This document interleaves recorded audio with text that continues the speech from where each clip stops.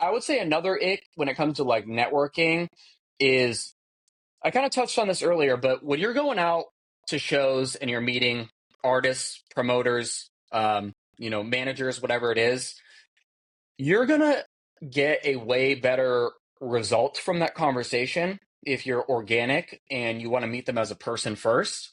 It's very obvious to me because when I go out, I have people who come up to me all the time who, want to talk about this or that. It's very obvious to me when people come to me and they're clearly just want something out of me. You know what I mean? It's obvious. I can see right through them. And I think for me, even if they are talented, it just comes off as very inorganic and it comes off as kind of like fake. So I would say just like in general, when you go to meet people, be yourself. Don't go into every conversation like, oh, what can I get out of this guy? Like, oh, maybe the conversation will go good. They'll book me or they'll sign me. It's like, don't go into conversations like that.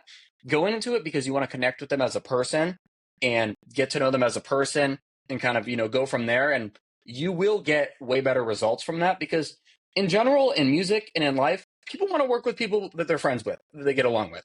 You don't want to work with somebody, even if they're super talented, if like they give you the ick or you don't get along as a person.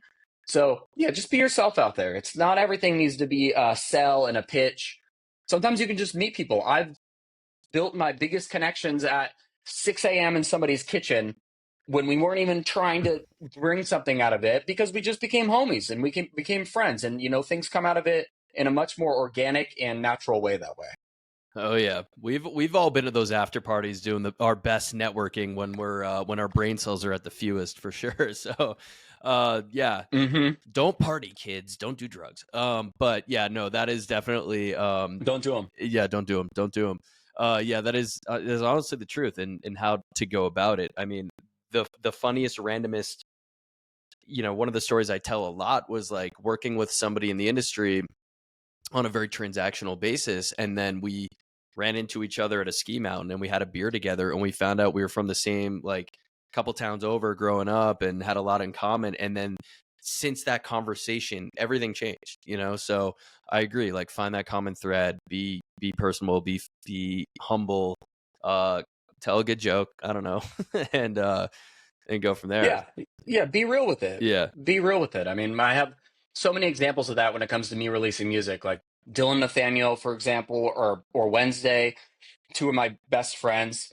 We were friends first. Yeah. We connected as friends first. So when we started making music and doing shows together, it always worked out so much better because we had that friendship. We had that core there. Definitely. I've gotten in the studio with big producers where we didn't know each other and we didn't take a chance to get to know each other. We've made good songs, but it wasn't what it could be because there's always that kind of like friction where it's just kind of like, oh, this is just very transactional, very business here, versus where I get in the studio with somebody who I'm homies with.